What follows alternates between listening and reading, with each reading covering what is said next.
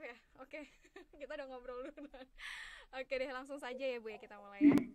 Oke, hai Sobat Pradita, apa kabar? Welcome back to podcast SMA Pradita Dirgantara. Terbang mendunia. Oke, hari ini hari Jumat tanggal 6 November 2020. Semoga Sobat Pradita semua sehat, kemudian bahagia juga, semangat untuk ngejalani hari Jumat yang penuh keberkahan ini. Nah, gimana nih Sobat Pradita? Udah melirik-lirik kampus mana yang ingin kamu tuju? Apalagi buat kamu nih yang udah kelas 12 gitu ya. Pasti kamu udah, aduh aku harus kemana gitu ya. Dan ini cepat banget waktu berjalan. Kalau kamu nggak menentukan dengan cepat, kamu akan kalah dengan siswa-siswa lainnya. Nah, ini juga seneng banget Bu Esta, saya sudah bersama narasumber yang sangat luar biasa. Sudah hadir Mbak Cantik, ini ada Mbak Iva. Dan beliau ini saya katakan sudah sangat fenomenal lah, sudah sangat terkenal ini, kayak udah kesana kesini orang udah nggak asing lagi siapa karena beliau ini adalah kepala bagian humas protokol UGM sekaligus dosen filsafat Universitas Gadjah Mada. Luar biasa. Halo Mbak Iva, apa kabar? Oh, Mesa, baik. Alhamdulillah, baik-baik. Oke. Seger. Seger banget ya dilihatnya. Oke, hari ini lagi sibuk apa nih, Mbak Iva? Hari ini biasa ngurusin kerjaan-kerjaan rutin. Dan sibuk apa ya? Sibuk TikTokan. Nanti TikTokan sama saya bisa loh ya Mbak Iva ya. Iya, sibuk TikTokan. Sibuk ya gitu. Di tengah-tengah acara yang padat harus juga santai kan. Iya betul banget. Dari pagi sampai sore full kalau hari Jumat, jadi harus diselingi hal-hal yang ngebuat kita ngerasa terhibur lah ya Mbak Iva ya. Meningkatkan imun. Iya bener banget, itu penting Gitu banget. kan. Jadi selalu sehat. Iya. Dan by the way juga berkaitan dengan menyinggung dikit, Mbak Iva ini juga dosen filsafat. Yang ini kayak menarik banget, dari dosen filsafat juga nyambangin yang namanya kepala humas di UGM. Wow, boleh cerita nggak nih Mbak Iva? Iya ya. Kok bisa ya Iya, gitu. kok bisa ya? Pertanyaan yang banyak sekali disampaikan sama orang. Oke. Apa sih kok humasnya UGM dosen filsafat? Iya. Tahu ya, pertimbangan apa pada waktu kan saya menjadi kepala bagian humas itu pada waktu rektornya Ibu Dwi Korita yang sekarang. Saya juga pernah nanya kepada beliau kenapa saya yang dipilih Bu gitu. Katakan ya kita punya alasan lah gitu, tapi alasannya kan juga nggak disampaikan ke saya gitu. Jadi misteri sampai sekarang. Tetapi ini satu hal yang ingin saya sampaikan, bahwa alumni filsafat yang menjadi humas itu nggak cuma saya. Alumni filsafat itu ada juga yang pernah menjadi humas di perusahaan internasional PTC. Dan sekarang malah beliau jadi direktur di Microsoft Indonesia gitu. Jadi tidak harus gitu, tidak harus. Artinya begini Mbak. Kalau kita kuliah ya, ini kan teman-teman yang kelas 12 ini kan sebentar lagi juga mau menentukan kan betul, program studi apa. Nah, pada waktu kita menentukan pilihan itu, kita menentukan mana yang kita suka, tapi juga yang realistis. Kadang-kadang begini, banyak orang yang gagal masuk nggak cuma UGM, PTN-PTN lain gitu di Indonesia. Itu masuk karena dia hanya, teman-teman ini hanya mementingkan mana yang saya suka. Iya, betul. Nggak mengukur gitu. Jadi saya pengen cita-cita pengen jadi dokter, saya pengen cita-cita mau jadi ini gitu. Tetapi sebenarnya kemampuan, bakat kita dan lain sebagainya mungkin nggak di sana gitu. Jadi memang kemampuan untuk memilih yang pas itu sebenarnya yang dibutuhkan pada saat nanti teman-teman memilih. Nah, kayak saya nih, kembali ke cerita saya tadi ya, Mbak.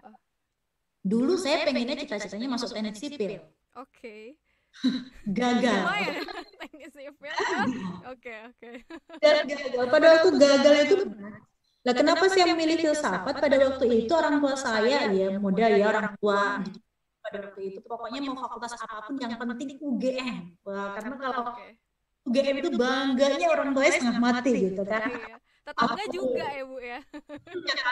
Dulu apalagi pengumumannya kan ditaruh di koran gitu ya, di koran gitu. Tahun berapa ya Bu ya? Mbak. Wah, ketahuan nanti saya kalau umur. pada nggak nyangka pasti nih. Nggak mungkin deh kayaknya ini tahun 90-an. Iya, 94. Saya lahirnya. Oh iya? Oke. Kapan-kapan. Pokoknya kalau ke Jogja saya traktir deh karena sudah traktir lumayan.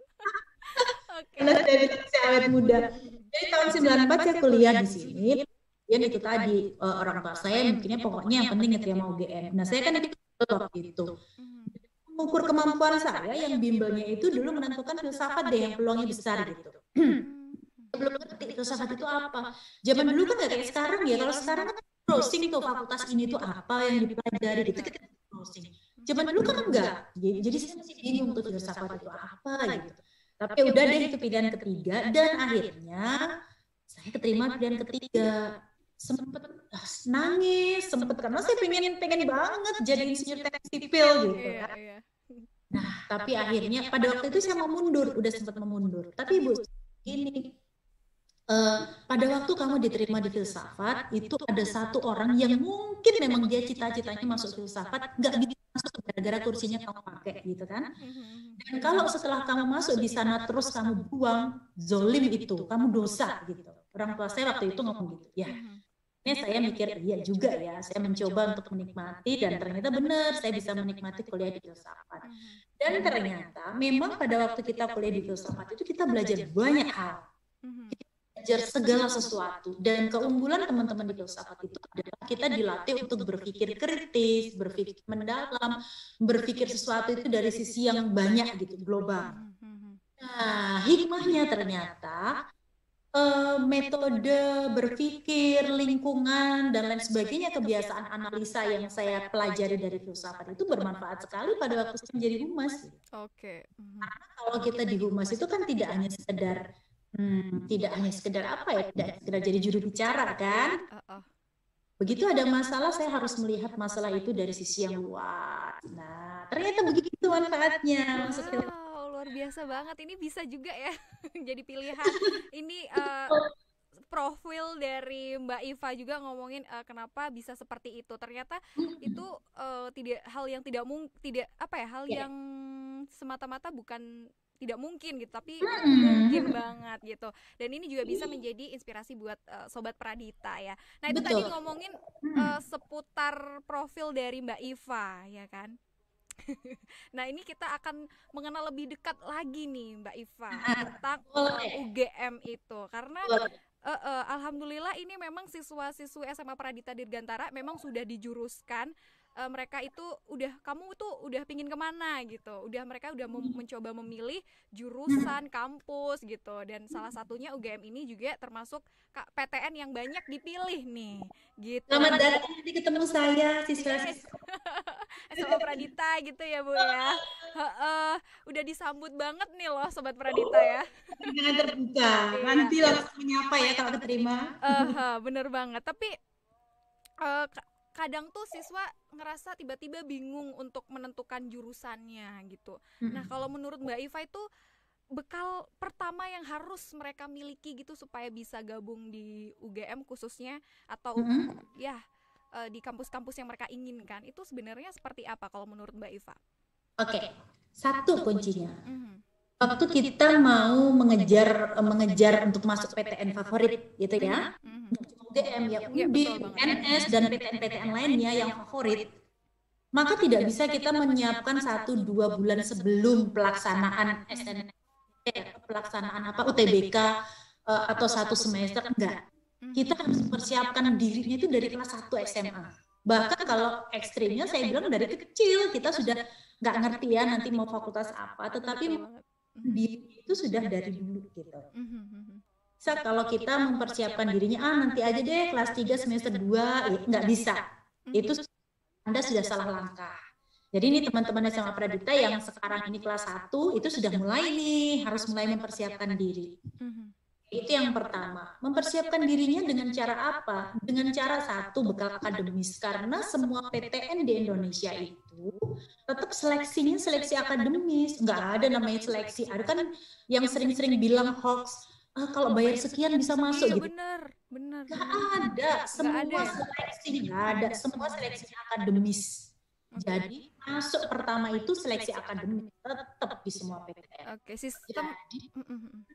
Jadi yang harus dipersiapkan pertama ya akademis itu. Akademis yang gimana nih Bu? Akademis begini. Oke. Jadi misalnya apa nanti yang akan diujikan pada saat saya masuk sekarang ujiannya pakai UTBK ya. UTBK itu mata kuliah atau mata pelajaran nanti yang akan diujikan apa saja. Kita sudah harus ngerti, oh matematika dasar, oh TPM, potensi akademik itu begini, dan itu sudah mulai mengenal. Jadi itu yang pertama. Lalu yang kedua berikutnya ya pokoknya kemampuan akademis ya. Jadi teman-teman tuh harus benar-benar belajar dari kelas 1. Jangan belajarnya nanti kalau kelas 3 semester 2 itu udah telat banget. Lalu berikutnya lagi adalah kita harus seperti tadi yang saya bilang, browsing sebanyak-banyaknya. Itu apa sih yang dipelajari? Fakultas itu ngapain? Fakultas itu tuh nanti keluarnya jadi apa? Kendala-kendala yang akan saya temuin kalau saya di sana gitu. Itu harus ketahui. Bagaimana caranya? Yang pertama googling. Sekarang kan zaman lebih mudah ya, googling. Lihat website di masing-masing fakultas di PTN yang teman-teman mau tuju. Di sana itu begini, suasana kampusnya itu ternyata begini. Oh jadi kalau di sana nanti misalnya saya kos, saya akan menghadapi kehidupannya seperti ini. Oh jadi nanti saya belajarnya ini tuh teman-teman sudah harus memahami sehingga sudah mulai muncul rasa, oh kayaknya ini cocok deh. Lalu yang berikutnya itu tadi yang menjadi kunci, pilih yang benar cocok, yang pas. Jadi ibaratnya kalau saya menganalogikan orang pakai baju, saya ngelihat ini baju dipakai Mbak Esa bagus, saya pengen deh. Tapi belum tentu kan saya pakai pas. Iya betul banget ukurannya gitu ya Bu. Ukurannya sehingga teman-teman harus mengukur. Misalnya, saya pengen banget masuk teknik geodesi. Tapi saya lemah, saya orangnya gampang capek, saya tuh orangnya penakut misalnya. Orangnya nggak bisa jauh orang tua, ini katakanlah begitu ya. Misalnya masuk ke teknik geodesi, teman-teman tadi kan pelajari, oh saya harus praktikum di daerah-daerah, naik turun gunung, fisik harus kuat, masuk ke gua. Kalau teknik geodesi kan begitu. Oh, artinya itu nggak cocok deh buat saya, meskipun bagus, meskipun keren. Misalnya saya pengen masuk akuntansi, tapi hitung-hitungan saya lemah ya, misalnya. Oh, berarti itu nggak cocok deh dengan saya. Jadi kita harus bisa mengukur, jangan kemudian lihat enggak, saya orang paling pinter kok. Gitu. Iya. Lalu berikutnya lagi perlu diingat, teman-teman itu bersaingnya dengan orang seluruh Indonesia loh. Oke, benar. Jadi misalnya nih di SMA kita ranking 1, juara kelas, paling ganteng, paling umum, juara umum. Tentu itu jaminan untuk mudah masuk ke PTN di seluruh Indonesia yang favorit, terutama prodi-prodi atau fakultas favorit. Karena ingat, prodi dan fakultas favorit itu diserang oleh orang-orang hebat dan orang-orang pinter seluruh Indonesia. Nah, jadi Anda bersaingnya tidak dengan teman sekelas, tapi bersaingnya dengan orang seluruh Indonesia yang memilih kedokteran UGM misalnya, atau dengan orang seluruh Indonesia yang memilih teknik UGM. Nah, jadi itu yang jadi pertimbangan teman-teman juga. Jadi memang keterampilan untuk mengukur badan sendiri itu sebenarnya kunci. Selain akademis tentu saja. Oke, benar. Dan harus juga tahu strategi-strategi mana nih gitu ya, Mbak Eva. Betul. Betul, strategi pemilihan. Oke, wow, itu ya. Tadi yang pertama berarti kamu kudu punya banyak persiapan nih Sobat Pradita ya. Terus yang kedua juga harus pinter-pinter cari informasi, nggak hanya googling tapi bisa tanya-tanya juga ya Mbak Iva, seperti tanya ke Mbak Iva langsung. Nah, lagi nih Mbak, saya mau sampaikan juga ke Sobat Pradita. Saat ini tuh yang saya kadang-kadang miris, banyak akun media sosial yang mengatasnamakan akun institusi. Nah, ini dia. Coba aja deh cari di Instagram misalnya ya, dengan keyword ITS atau ITB atau UGM atau itu banyak banget. Dan itu juga yang memberikan informasi. Teman-teman jangan terjebak pada itu. Ini saya kalau ketemu teman-teman SMA itu saya selalu bilang, jangan terjebak pada akun-akun yang memberikan informasi-informasi yang nggak jelas.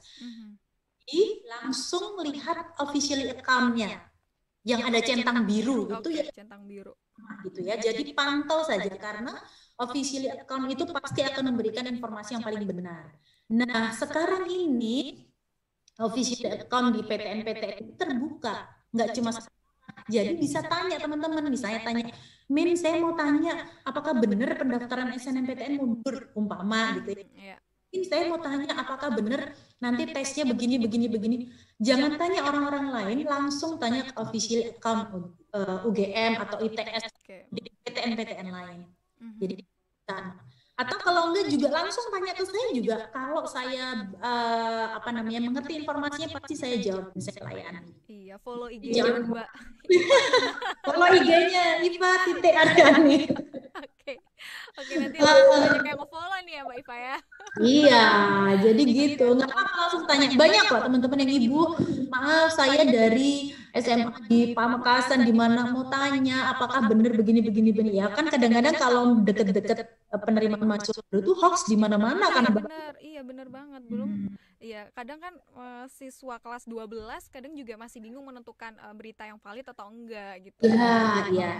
Jadi gitu ya Sobat Pradita, kamu selain mencari informasi secara googling itu tapi harus bisa nentuin itu valid enggak.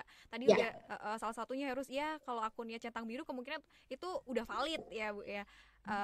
Kemudian setelah udah cari informasinya, terus kamu juga harus tahu kemampuan diri kamu, lalu harus tahu juga, harus sadar saingannya bukan satu sekolah aja tapi satu Indonesia gitu. Dan itu juga bisa saingan dengan siswa-siswa luar negeri gitu. Iya juga ya Mbak Iva ya. Iya. Berarti udah global nih ya. Iya betul. Sekarang memang global ya. Iya benar banget. Nah itu. Jadi ya harus banyak persiapan itu sendiri. Terus kita lebih dekat lagi tentang UGM ini Mbak Iva. Kekhasannya ini sebenarnya apa sih profil dari UGM yang bisa, kan ini memang kita tahu udah banyak juga yang sadar bahwa UGM itu wow gitu ya. Tapi kalau lebih jauh apa lebih gimana lagi kalau menurut Mbak Iva, seperti apa kekhasannya UGM ini? Kekhasannya UGM itu kampus deso. Tapi masuk 3 besar kampus terbaik di Indonesia. Iya, satu malah di Indonesia nomor 1. Sekarang nomor 1. Iya, US kita nomor 1. Jadi kekhasan UGM? Satu, mungkin yang saya bisa sampaikan ya, selain kita di UGM itu selalu diajarkan untuk selalu memahami dan dekat dengan rakyat. Itu makanya maaf ya. Tidak apa-apa Mbak. Dulu waktu mungkin teman-teman pernah lihat juga Mata Najwa atau Kick Andy ya, itu pernah mengangkat alumni UGM. Itu berbeda dengan alumni perguruan tinggi lain gitu ya. Ada ciri-ciri khas karena kita itu dari nanti teman-teman Sobat Pradita UGM dari semester 1 masuk itu Anda sudah dididik untuk dekat dengan masyarakat, dengan PPSMB-nya. Kita itu harus menekankan bahwa ilmu yang kita miliki itu ilmu yang harus bermanfaat bagi masyarakat. Kita harus dekat. Termasuk juga ciri khasnya UGM itu KKN ke seluruh Indonesia. Nanti teman-teman KKN itu nggak cuma sekedar di Jawa, bisa KKN di Papua, di Raja Ampat, di mana-mana, di seluruh Indonesia. Semua daerah di Indonesia, semua provinsi menjadi lokasi KKN UGM. Itu menjadi ciri khas ya. Selain kita adalah kampus yang kampus Pancasila, kampus dan lain sebagainya. Nah, model itu yang memang jujur saya tadi nggak bercanda nih, serius. Tadi mengatakan bahwa UGM kampus deso. Memang banyak orang yang mengatakan begitu. Bukan deso dalam arti apa ya, tapi kesederhanaan. Kita selalu sederhana, menjadi orang apa adanya gitu.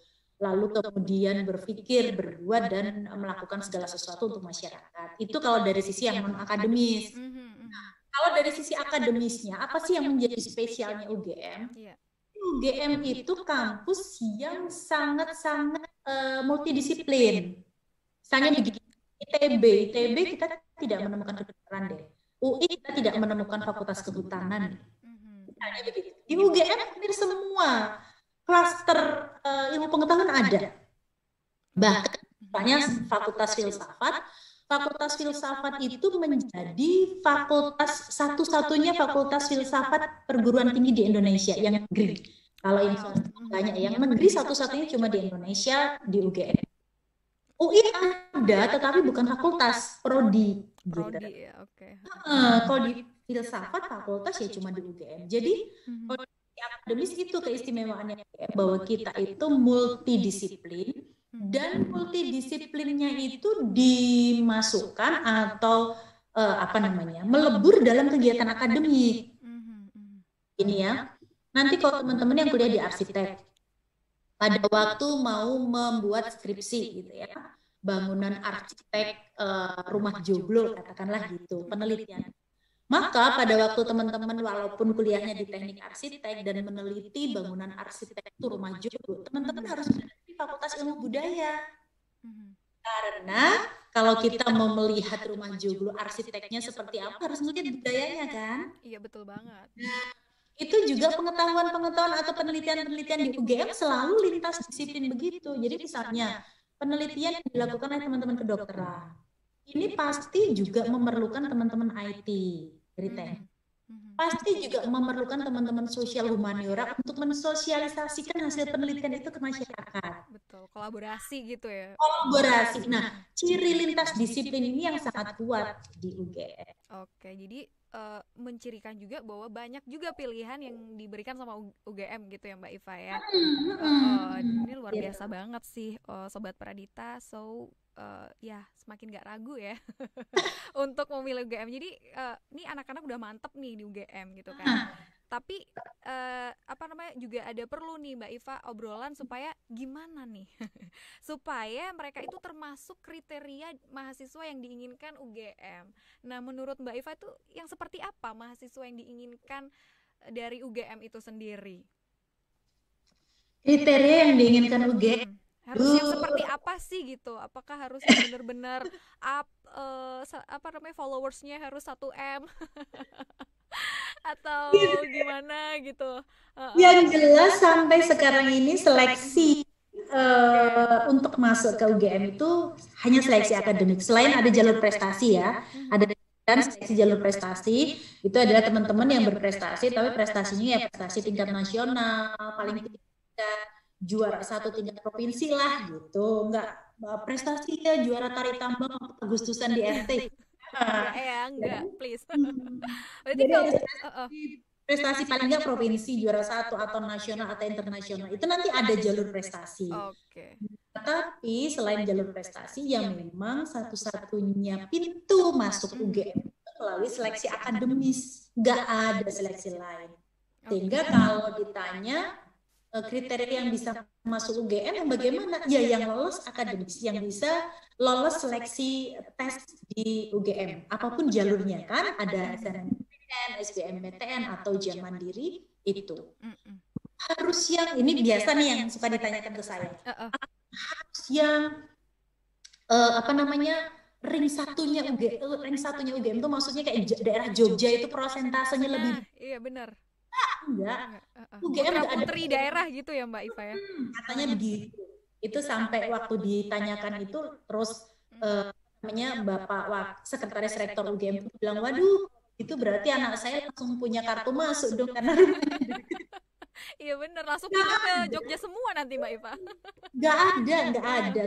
Bahkan ini ya kalau saya mau jujur, keponakan saya sendiri nggak bisa masuk UGM 2 tahun berturut-turut nembus meskipun saya dosen UGM, tantenya nggak bisa masuk UGM dan sekarang kuliah di universitas swasta. Ya kan memang nggak ada jalur kekerabatan di UGM.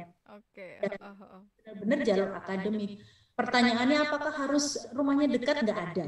Yang jauh pun iya. Jadi kita bahkan kalau yang daerah-daerah 3T itu memang ada program afirmasi ya. Masuk ke UGM. Selainnya tetap sama seleksi akademik. Lalu apakah ada perbedaan biaya kuliah gitu? Nah ini juga kuliahnya pertimbangan banget nih Mbak Iva. Nggak ada. Jadi ini saya juga mau sampaikan tuh, lihat di YouTube UGM itu banyak sekali kita tayangkan banyak orang, teman-teman, siswa-siswa yang tidak mampu secara ekonomi gitu ya, dengan kondisi yang sangat terbatas bisa lolos UGM. Dan satu lagi yang saya mau tekankan pada teman-teman, nggak usah takut untuk meraih mimpi selama teman-teman mengejarnya dengan kemampuan akademis yang bagus. Saya nggak punya uang, nggak apa-apa, ayo deh masuk. Ada banyak dan ribuan jalan serta cara untuk bisa meraih mimpi. Belum pernah ada kasus selama UGM berdiri, ya UGM berdiri 71 tahun nih, belum pernah ada kasus mahasiswa DO karena nggak bisa bayar kuliah. Nggak ada. Karena kita punya jalur beasiswa yang sangat banyak sekali. Wow. Sangat mudah. Jadi satu hal ini yang mau saya tekankan juga untuk teman-teman mungkin di luar sana yang tidak beruntung, tidak memiliki kekuatan ekonomi yang seperti teman-teman lainnya gitu. Jangan takut bermimpi. Ayo raih mimpi, belajar, persiapkan akademik. Kampus-kampus negeri, UGM dan PTN-PTN lain di Indonesia itu siap menerima orang-orang hebat yang tidak beruntung secara ekonomi. Gitu. Wow, oke, makin percaya diri nih. Saya juga makin percaya diri nih mau lanjut ke sana ya. Cari beasiswa dulu. Oke, karena memang banyak beasiswa juga yang ditawarkan sama UGM, jadi ya nggak perlu takut lah ya. Oke, itu kan tadi berkaitan dengan kriteria yang siswa itu setidaknya harus seperti apa gitu ya, itu kuncinya harus lolos seleksi gitu ya. Dan saya lihat tadi banyak juga ya Mbak Iva yang prestasi kayak gitu. Berarti kalau yang jalur prestasi misalnya mereka punya prestasi provinsi, apakah itu langsung lolos atau ada tahapan-tahapan lain? Ada seleksi, ada khusus berarti ya jalurnya ya? Ya, jalurnya khusus untuk orang-orang yang punya prestasi itu gitu kan. Terus ada lagi nih, kita masih ngomongin jalur nih. Ini karena ini yang paling dikepoin banget. Jalur ada ujian mandiri gitu ya Mbak Iva ya. Kemudian ada juga jalur SNMPTN. Undangan yang seperti itu ya Mbak Iva ya. Nah, ini masih kepo saya sebenarnya, jalur undangan tuh yang diinginin dari UGM itu yang seperti apa? Apakah nilainya harus 9 atau sekolahnya harus yang kayak gini atau gimana nih Mbak Iva kalau menurut? Oke, kalau jalur undangan atau SNMPTN itu kan pengelolanya langsung dari LTM. Jadi sebenarnya kami di UGM itu tidak bisa berbuat banyak, kita cuma dikasih aja. Untuk SNMPTN ya, jadi SNMPTN itu langsung panitianya di pusat, di LTMPT, Lembaga Tes Masuk Perguruan Tinggi Negeri, hanya bisa cross pilih kemana-mana gitu. Pilih pilihan pertama UGM, kedua ITS, ketiga ITB, misalnya begitu bisa karena itu pusat. SBMPTN juga terpusat. Jadi semua peraturan tentang SNMPTN itu ada di LTMPT, aturannya bagaimana aturan mainnya itu di sana. Nah, hanya yang perlu teman-teman pahami ini, aturan itu kalau yang aturan tahun depan kan belum keluar ya. Benar. Tapi yang selama ini sudah dilalui itu adalah bahwa prestasi dari dari semester 1 sampai semester 5 itu yang akan dilihat rapot sampai semester 5 dan harus naik. Itu harus naik terus ya. Iya, nggak bisa, ini pinter, nilainya 9, turun 8, lalu 9,5 naik turun, begitu nggak bisa. Jadi setiap semester itu harus ada peningkatan. Lalu berikutnya lagi, kriteria penilaian ini menurut pengalaman loh ya, pengalaman kemarin. Selain itu, nanti kan kemudian ada undangan tuh, dapat misalnya sekolah ini dapat jatah berapa siswa, dapat jatah berapa. Nah, yang memberikan jatah juga bukan UGM. Kalau UGM sih maunya sebanyak-banyaknya. Tapi pemerintah pusat, dalam hal ini LTMPT memberikan jatah sekian persen itu SNMPTN. Untuk sekolah ini gitu ya Mbak Iva? Gini, jadi kuota SNMPTN untuk mahasiswa sekian persen. Oh, untuk kampus ini gitu? Kampus, semua kampus di Indonesia PTN itu jatah SNMPTN sekian. Nanti jatah SNMPTN itu nanti dibagi lagi, ada aturannya. Sekolah dengan akreditasi A misalnya 40% siswa terbaik, sekolah dengan akreditasi B sekian persen siswa terbaik. Itu nanti jatahnya juga yang mengatur LTMPT bukan UGM. Nah, nanti tinggal sekolah yang sekolah saya itu A, berarti 40% siswa terbaik. Nah, sekolah milih 40% siswa terbaik saya siapa aja ya, itu yang diajukan. Kan seperti itu ya. Dan siswa terbaiknya itu termasuk juga nilainya naik. Lalu juga diperhitungkan nanti sertifikat-sertifikat yang berhubungan. Misalnya, gitu, misalnya nih, saya pengen masuk sastra Inggris, terus saya pernah menang Olimpiade debat bahasa Inggris. Nah, itu Nah, jadi itu boleh. Tapi kalau misalnya saya mau masuk pertanian, saya pernah punya sertifikat juara stand up comedy misalnya. Sinkron tuh nggak linear, nah itu nggak diperhitungkan. Nggak masuk ya. Jadi yang diperhitungkan di SNMPTN itu adalah sertifikat kita yang linear, yang sesuai. Tadi makanya menurut saya pentingnya dari kelas 1 kita sudah merancang gitu. Oh, saya nanti pengen masuk ke HI, hubungan internasional. Maka saya akan ikut kompetisi-kompetisi yang memperkuat posisi debat bahasa Inggris, pidato bahasa Inggris, speech contest, misalnya begitu-begitu kan itu bisa memperkuat. Kalau bisa sampai juara nasional, apalagi juara internasional, tentu saja kan sertifikatnya diperhitungkan banget. Iya betul. Selain juga sekolah, bagaimana sekolahnya gitu, alumninya, apakah alumninya itu apa namanya sudah banyak yang masuk ke PTN, itu juga jadi pertimbangan-pertimbangan. Nah, masalahnya ini SMA Pradita ini belum. Jadi ya kerja. Tapi sudah SNMPTN belum? Belum, ini masih angkatan ketiga nih Mbak Iva. Mau lulus. Nah, kan karena belum punya alumni ya. Iya, benar. Alumninya baru mau. Apa semangat aja. Iya. Oke, thank you banget Mbak Iva, informasinya ini penting banget soalnya. itu tadi jalur-jalur undangan. Lagi saya lupa nih. Terus juga gini, misalnya teman-teman ya, SNMPTN gitu ya. SNMPTN bener-bener yang dipilih gitu. Lalu jangan udah keterima habis itu nggak suka saya mau SBM aja dibuang. Nah, jangan begitu.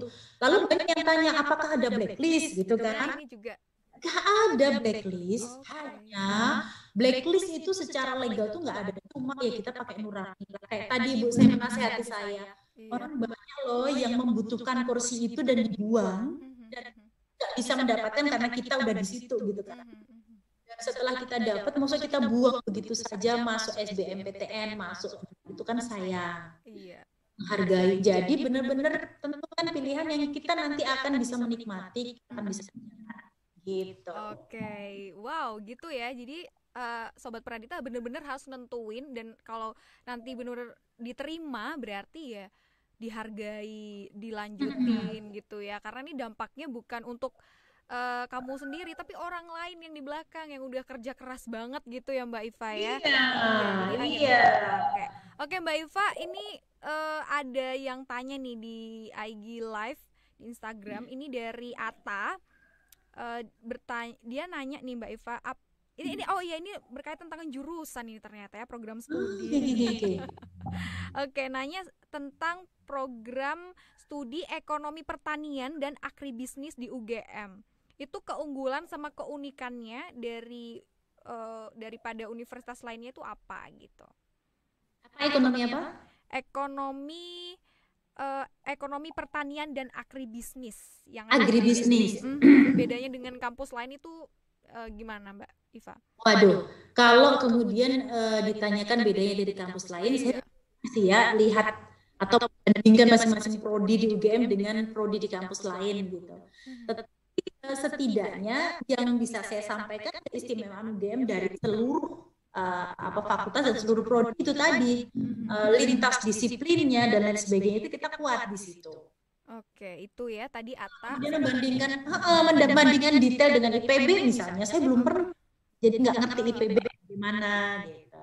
Oke, jadi ini memang dia harus benar-benar analisis kamu ya, Atta analisis seperti yang dibilangin Mbak Iva tadi, proses untuk mencapai itu dari proses persiapan sampai akhirnya kamu sadar diri gimana saingan kamu gitu. Salah satunya tuh kayak gini. Yang jelas intinya kalau di UGM itu lebih sifatnya multidisiplin gitu ya, kolaborasi, critical thinkingnya tuh main banget kalau di UGM gitu ya. Nah, Ata ini saya nambahin Ata nih ya. Ata mungkin bisa googling di media sosialnya Fakultas Pertanian. Oke. Pertanian itu kan ada di sana misalnya keunggulan prodi ini apa. Betul. Jadi lalu kemudian Ata lihat misalnya prodi pertanian lainnya di UI atau IPB gitu ya, dilihat ini apa keunggulannya. Nah, nanti kemudian Ata membandingkan gitu. Gitu ya, Tak ya. Udah kejawab ya. Sama nama saya Esta, Tak. Oke, lanjut lagi berkaitan dengan program studi nih. Kalau di UGM ini program studi yang paling difavoritin itu apa nih Mbak Iva? Difavoritin itu maksudnya yang terfavorit lah. Paling banyak peminatnya. Benar. Yang paling banyak peminatnya gitu. Paling banyak. Kedokteran. Hampir semua program studi itu paling banyak peminatnya. Kayak misalnya ditanya program studi yang kurang diminati, nggak ada. Program studi misalnya kayak sastra Jawa pun persaingannya ketat loh. Filsafat juga persaingannya ketat. Kalau kemudian kita lihat paling diminati itu dari persaingannya tetap di atas 21, maksudnya 20/1 gitu. Itu paling rendah itu gitu. Tapi semua itu banyak diminati dan teman-teman pokoknya bersaingnya itu harus dengan sekuat tenaga di semua prodi. Hanya kalau sampai saat ini program studi yang paling menjadi inceran lah gitu. Iya, betul. Itu kalau untuk sains masih kedokteran, teknik sipil, arsitek itu gonta-ganti gitu ya. Lalu kalau untuk soshum, sosial humaniora itu masih manajemen atau akuntansi, hukum, psikologi gitu. Kalau saya tambah farmasi itu juga. Farmasi itu juga favorit juga ya. Lebih ke sainsnya ya, Mbak Iva. Jadi ya itu Sobat Pradita, kalau ngomongin soal program studi semuanya di UGM itu favorit ya. Karena kebukti peminatnya banyak terus ya Mbak Iva ya. Betul. Gitu. Oke, terus ini tadi juga ada beberapa siswa yang juga tanya nih Mbak Iva. Kalau pakai jalur mandiri gitu ya. Itu kan juga sangat menentukan tentang skor-skornya gitu ya. Jalur mandiri. Misalnya kalau jurusan ini program studi ini harus mencapai skor 700 misalnya gitu ya. Oke. UTBK-nya ya? Benar, UTBK jalur mandiri gitu kan Mbak Iva. Tapi misalnya ternyata yang peminatnya tuh lebih banyak dan yang lolos lebih banyak. Skornya juga udah lulus. Nah itu nanti akan seperti apa itu Mbak Iva? Oke, jadi kalau jalur mandiri itu memang berdasarkan tes murni ya. Lagi memperhatikan raport gitu enggak. Jadi memperhatikan tes murni. Nah kalau yang ini ada perbedaan. Yang kalau tahun lalu kita jalur mandiri itu ada tes tertulis lagi. Jadi selain nilai UTBK ada tes tertulis. Tapi kalau yang tahun ini, yang kemarin 2020, mahasiswa angkatan 2020, karena pandemi, jadi kita kan tes. Soalnya biasanya tes itu di UGM kalau tes itu 40.000 orang. Wow. Nah, 40.000 orang itu nanti memperebutkan kurang lebih 2.000 sekian. Coba bayangkan itu loh persaingannya. Nah, jadi karena pandemi kemarin tidak ada tes tertulis, jadi hanya menggunakan nilai UTBK itu dan nilai raport. Ini yang tahun depan saya nggak tahu karena belum diputuskan seperti apa. Berarti gimana? Berarti akan selalu beda-beda ya tiap tahun ya Mbak Iva ya? UTBK, model UTBK itu kan baru 2 tahun ini ya. Dulu kan enggak, dulu kan tes SBMPTN itu datang tes gitu kan. Tapi kalau sekarang kan tesnya UTBK berbasis komputer itu ya, lalu kemudian muncul nilai. Nah, kalau yang tahun lalu muncul nilainya dulu, jadi kayak NEM gitu. Kita udah NEM itu apa ya, nilai UN lah gitu. Jadi kita pegang UTBK-nya, Terus kita ini mau daftar di mana ya gitu. Itu yang tahun lalu itu saya jauh lebih mudah karena misalnya begini, ada temen tuh atau teman-teman ini ya, teman-teman Instagram anak-anak tanya ke saya, Bu, saya itu nilai UTBK-nya sekian, saya nilai UTBK-nya 500, saya pengen daftar ke teknik sipil, kira-kira bagaimana ya gitu. Saya hanya mengatakan, coba deh lihat apa namanya nilai UTBK untuk saya itu paling tinggi 1.200. Sekian ribu orang yang nilainya di atas Anda gitu kan. Nah, kemungkinan itu juga milih teknik sipil, maka dipertimbangkan sendiri kira-kira besar nggak saingannya kalau milih teknik sipil. Oke, diturunkan ke tadi kan teknik sipil termasuk yang favorit, diturunkan ke fakultas-fakultas atau jurusan-jurusan prodi-prodi yang di bawahnya teknik sipil. Misalnya begitu saya pertimbangkan.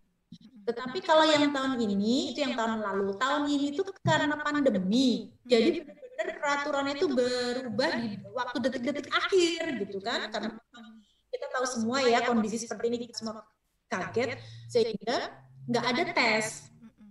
Nggak ada tes untuk UM, adanya cuma UTBK, dan UTBK pun teman-teman itu menentukan itu juga belum ngerti nilainya berapa kalau yang kemarin gitu. Apakah ada perubahan lagi tahun depan? Saya belum tahu. Biasanya kita dipanggil oleh kementerian untuk diberikan sosialisasi. Ini loh aturan sekarang seperti ini. Itu sekitar bulan Februari lah, Januari akhir muncul peraturan. Jadi kalau untuk yang besok 2021 belum bisa cerita saya. Iya benar ya, karena memang juga seperti tahun ini juga nggak terduga juga ya Mbak Eva ya. Yang jelas ya seperti itu, kamu ikut tes tes UTBK itu pasti akan ada tes seperti itu ya. Soalnya juga Sobat Pradita pasti udah tahu dong tipe-tipe soalnya yang harus dipelajari gimana gitu ya. Oke, itu tadi berkaitan tentang teknik teknik masuknya, terus fakultas-fakultasnya tadi juga udah cerita juga.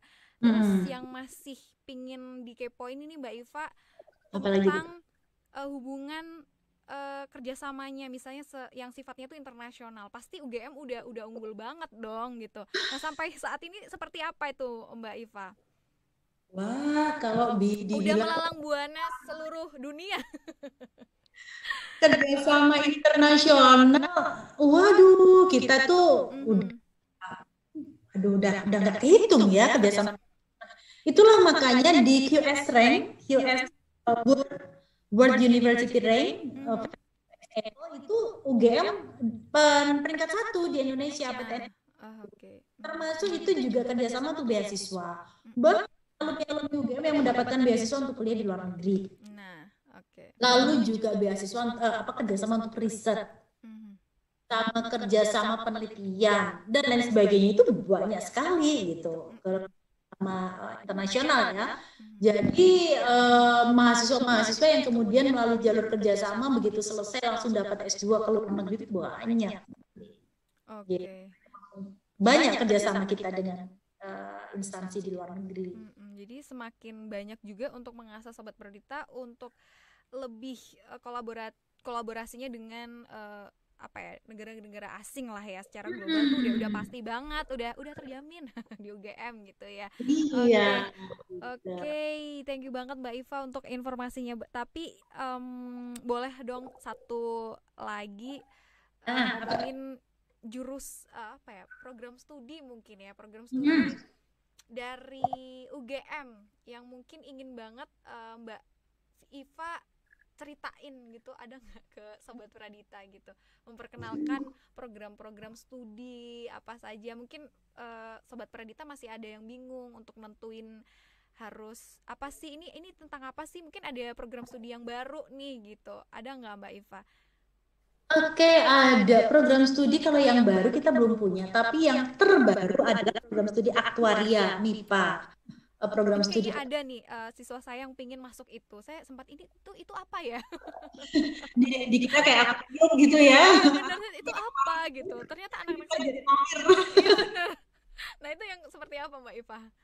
Aduh, aktuaria itu lebih ke matematika ya sebenarnya.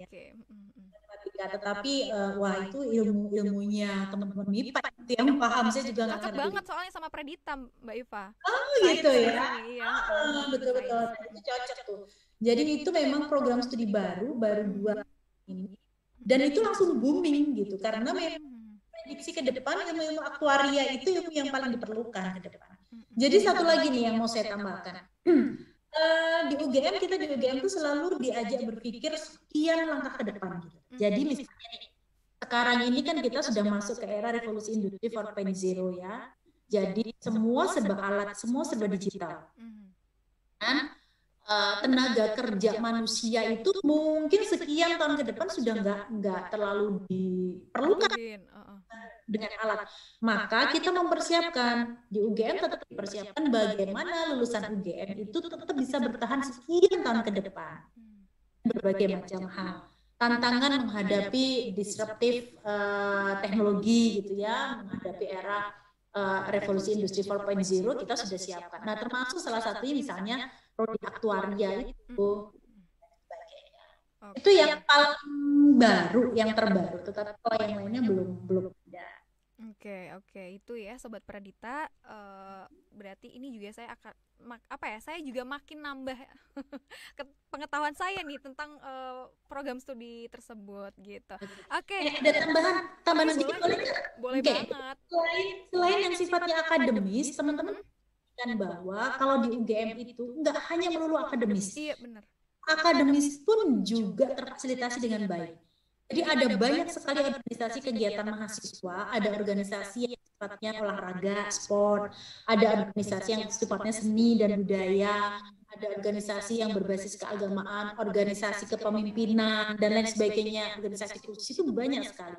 Dan semua kegiatan kemahasiswaan itu dihitung SKS-nya gitu. Jadi teman-teman di sini diharapkan tidak cuma sekedar pintar akademik aja, tapi pintar yang lain. Jadi misalnya, ini pintar akademik tapi ada tambahan juara tari, juara marching band, juara paduan suara, itu juga nanti bisa dihitung SKS-nya. Jadi banyak sekali fasilitas-fasilitas yang bisa teman-teman dapatkan di UGM, kegiatan-kegiatan akademik, mau fasilitas apa aja, ada berkuda, mau jadi joki, bukan joki ujian ya, joki beneran gitu. Jadi joki, berkuda, ada nyelam, ada apa sih, segala macam ada gitu. Oke, berarti main terjun payung, ada juga. Mau merasakan itu ya, cocok dengan anak-anak SMA Pradita. Aduh, saya jadi pingin kembali ke masa-masa menjadi mahasiswa nih ya. Ayo lanjut ketemu saya. Boleh dong. Oke, menarik sekali ya Sobat Pradita ya, kalau memang benar-benar apa yang kamu tulis terus terwujud, dan tentunya banyak persiapan juga yang harus kamu lakukan gitu. Well, ini trik atau tips pamungkas dari Mbak Iva supaya Sobat Pradita itu gabung di sana dan buat prestasi yang membanggakan Indonesia. Apa nih Mbak Iva? Percaya diri satu. Lalu bangun kemampuan akademis dan kemampuan personal lainnya. Skill lainnya itu dibangun. Terutama yang kalau memang mau masuk ke UGM ya memang tadi saya sampaikan pintu masuknya untuk akademis itu yang harus benar-benar diperhatikan gitu ya. Persiapkan teman-teman yang dari kelas 1 sekarang udah mulai persiapkan. Jangan mempersiapkannya nanti kalau kelas 3 semester 2 sudah sebulan menjelang ujian, aduh udah telat banget gitu. Jadi satu sudah mulai lihat-lihat, besok mau kuliah mana ya gitu, sudah menentukan diri. Lalu yang kedua kita realistis, mengukur baju yang pas untuk kita gitu. Yang terpenting lagi adalah berdoa, meminta restu, itu yang nggak boleh lepas. Guru, orang tua itu doanya sangat mujarab. Jadi teman-teman mau sepintar apapun, kalau tidak dapat restu dari guru-gurunya, itu dari orang tua, aduh nanti langkahnya akan sulit gitu. Jadi tetap itu tidak boleh ditinggalkan ya. Mati dan meminta restu orang tua dan juga guru, Bapak Ibu. Wah, itu dia, udah dapet ya pamungkas untuk bisa. Betul lagi, tambahan lagi. Tambahan lagi. Jangan cari informasi di tempat-tempat yang nggak pasti. Kembali lagi, silahkan ke official account UGM atau DM saya bisa kalau ada sesuatu yang ingin ditanyakan daripada nyari ke mana nggak jelas nanti. Iya benar banget. Nanti kamu tersesat ya. Bahaya kalau udah tersesat ya. Udah capek-capek tersesat lagi. Iya itu tadi. Semoga ini benar-benar bermanfaat banget nih buat Sobat Pradita. Benar-benar jadi bekal dan percaya diri juga. Percaya diri tapi tahu diri gitu ya. Jadi Ukur diri sendiri. bener banget. Dan semoga ngebuat Sobat Pradita di jalan yang lurus ya. Jalan yang lurus. Saya tunggu yang kelas 3, saya tunggu tahun 2021 ketemu saya jadi mahasiswa baru UGM dan tegur saya. Iya, harus cari mana Mbak Iva ya. Harus. Oke, satu lagi ya Mbak ya. 2 deh. Yang pertama, gimana? Tadi kan kita udah bermimpi banget nih Mbak Iva ya. Oke, yakin gitu kan, udah usaha banget. Tapi kan kita nggak bisa memastikan dari rencana kita gitu. Nah, terkadang ini pernah juga terjadi sama saya Mbak Iva. Kita udah kayak optimis banget, udah ngelakuin semuanya, ternyata nggak masuk dengan apa yang kita inginkan. Ya. Nah, kayak saya tadi. Iya bener kan. Nah itu apa ya, untuk langkah memperkuat diri kita supaya kita cepat bangkit atau menemukan diri kita itu seperti apa? Apakah ya udah deh, udah keterima yang itu, udah jalanin aja gitu atau gimana? Teman-teman semua Sobat Pradita yang nanti akan berjuang sebentar lagi, saya ingatkan bahwa manusia itu punya kewajiban berjuang. Tapi perjuangan itu tidak wajib berhasil sesuai dengan apa yang kita inginkan. Betul. Misalnya ini contoh. Jadi kayak tadi saya cerita, ini selalu saya ceritakan ke teman-teman mahasiswa juga. Saya nangis, bener-bener saya nangis meraung-raung saat saya diterima filsafat. Karena itu bukan pilihan saya nggak mau dan saya nggak tahu itu mata pelajarannya apa dan sebagainya, itu saya nangis. Lalu saya dinasihati oleh ibu saya. Saya belajar di filsafat dengan separuh hati. Pada waktu itu cuma 1, ini sungguh-sungguh terjadi itu kayak. Tetapi kemudian saya mencoba berdamai dengan kondisi ini, bahwa karena begini, Tuhan sedang menentukan sesuatu yang terbaik untuk saya, yang mungkin saya nggak ngerti nanti ke depannya saya mau apa. Harus selalu berprasangka baik pada Tuhan kan? Nggak mungkin dong Tuhan jahatin kita, menempatkan kita di tempat yang salah, itu nggak mungkin. Hanya kadang-kadang yang terbaik menurut Tuhan itu kan bukan sesuatu yang terbaik menurut saya. Waktu itu saya berpikir yang terbaik menurut saya keterima teknik sipil, saya akan bahagia. Iya betul. Ternyata setelah kesini saya baru tahu, untung ya saya nggak keterima di teknik sipil. Karena ternyata itu tadi yang saya bilang, saya itu orang yang fisiknya lemah, gampang nggak bisa. Apalagi kalau teknik sipil ya, kebetulan suami saya teknik sipil, jadi saya bisa ngerti gitu bagaimana pola kerjanya. Pun saya lihat dia manjat. Bahkan mahasiswa teknik sipil yang perempuan itu kan kalau dia praktikum di gedung itu manjat sampai lantai 5 sampai. Saya kadang-kadang mikir, aduh itu kalau saya yang ada di sana saya mesti pingsan. Nah, berarti kan itu yang sedang ditentukan oleh Tuhan yang terbaik. Ya, meskipun awalnya saya menangis meraung-raung. Jadi teman-teman, sekali lagi, teman-teman punya kewajiban untuk berusaha, ngejar cita-cita. Nggak bisa juga dong, nanti nunggu ketetapan Tuhan kayak apa. Nggak bisa. Nggak bisa gitu. Berusaha. Tapi kalau kita sudah berusaha, sudah maksimal, meminta restu dan doa dari guru dan orang tua, kok ketetapannya lain, segera move on, bangkit. Jadi harus ditetapkan, berarti Tuhan memang mengatakan ini bukan terbaik untuk saya, yang terbaik saya ada di tempat lain. Nah, itu yang harus dipahami. Oke, lengkap banget. Ini udah paket spesial lengkap yang kita dapat selama 1 jam ini ya Sobat Pradita. Dan tentunya terima kasih sekali kami ucapkan kepada Mbak Iva karena sudah meluangkan waktunya untuk gabung bersama kami di sini. Sehat selalu Mbak Iva. Terima kasih. Dan semoga siswa-siswa Pradita juga bisa bertemu dengan Mbak Iva di sana, join di UGM ya. Amin. Terima kasih juga SMA Pradita udah undang saya di acara yang luar biasa ini. Saya tunggu kapan-kapan undangannya, saya diundang ke sekolah dong, nggak cuma begini aja gitu. Boleh banget. Ya bisa ketemu langsung dengan teman-teman SMA Pradita yang sekarang kelas 3 ya, kelas 12, yang sebentar lagi mau berjuang. Pokoknya tetap optimis, semangat, tenang, nggak usah panik, santai, tentukan pilihan terbaik, berdoa, serahkan semuanya pada Tuhan kalau kita sudah maksimal. Saya tunggu semuanya menjadi mahasiswa baru di UGM, nanti ketemu dada-dada sama saya. Gitu. Pokoknya yang terbaik untuk teman-teman semua. Oke. Terima kasih loh Mbak Iva ya. Terima kasih banget pokoknya. Oke. Nah, itu tadi Sobat Pradita obrolan santai kita bareng Mbak Iva selaku Kepala Bagian Humas Protokol UGM dan dosen Fakultas Filsafat UGM, dan semoga memberikan manfaat buat kamu dan jangan pesimis, optimis terus. Oke. Sampai jumpa di podcast selanjutnya. Bye. Bye juga Mbak Iva.